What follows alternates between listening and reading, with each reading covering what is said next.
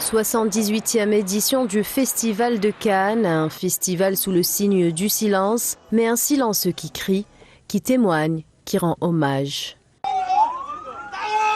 Depuis le début des attaques sionistes à Gaza, un silence assourdissant règne dans de nombreux cercles artistiques internationaux et pourtant, quelques voix s'élèvent pour dénoncer ce mutisme face à cette épuration ethnique sans précédent.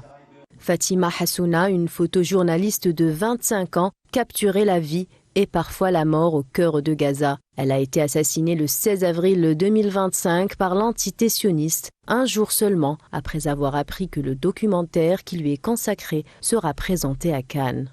Le 16 avril dernier, à l'aube, à Gaza, âgée de 25 ans, la photojournaliste Fatima Hassouna et 10 de ses proches ont été tués par un missile qui a frappé leur maison.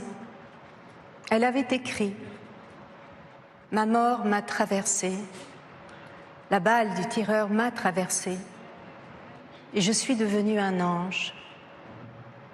Aux yeux d'une ville immense, plus vaste que mes rêves, plus vaste que cette ville.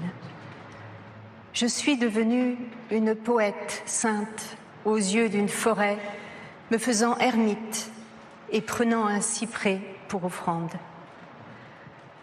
La veille de sa mort, elle avait appris que le film dans lequel elle figurait était sélectionné ici à Cannes, au Festival de Cannes. Fatima aurait dû être parmi nous ce soir. L'art reste. Il est le témoignage puissant de nos vies, de nos rêves. Et nous, spectateurs, nous l'embrassons.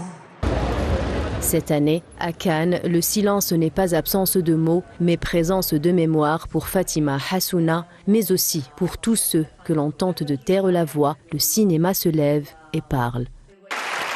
La Palestine s'invite à cette 78e édition du Festival de Cannes. Le chaos du monde s'effraie une place sur la croisette. Une tribune signée par près de 400 vedettes du cinéma appelant à briser le silence du monde de la culture sur le génocide à Gaza.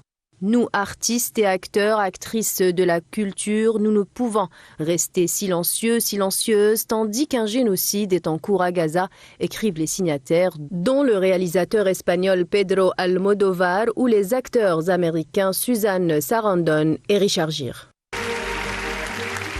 L'actrice et présidente du jury Juliette Binoche, qui a brisé la glace, faisait initialement partie de la liste des signataires, mais son nom n'y figure finalement pas.